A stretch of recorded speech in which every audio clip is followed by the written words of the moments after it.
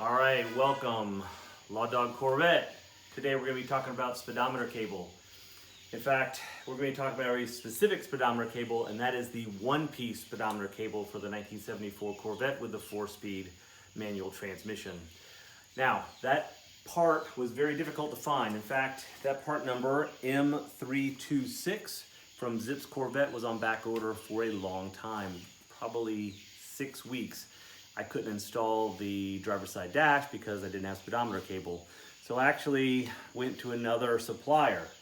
I went to Corvette Central and ordered one from there. And wouldn't you know it, when this one came in, I got a call from Zip saying the back order has been released and they shipped me. So now I have two one-piece 74 Corvette for the 4-speed or manual transmission. Now that's one piece. That means you're not going to hook up your cruise control. So I have two.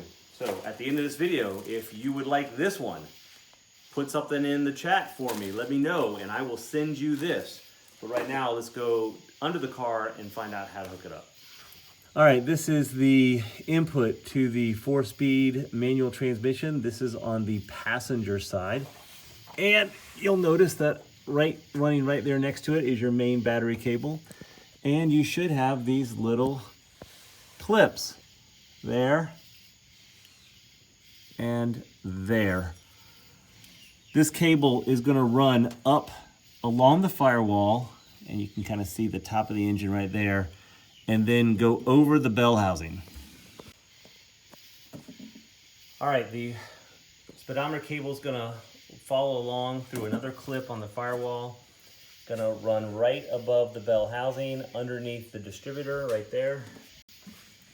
It's gonna follow along this side, headed over to the driver's side, and we have right here 4 holes in the firewall.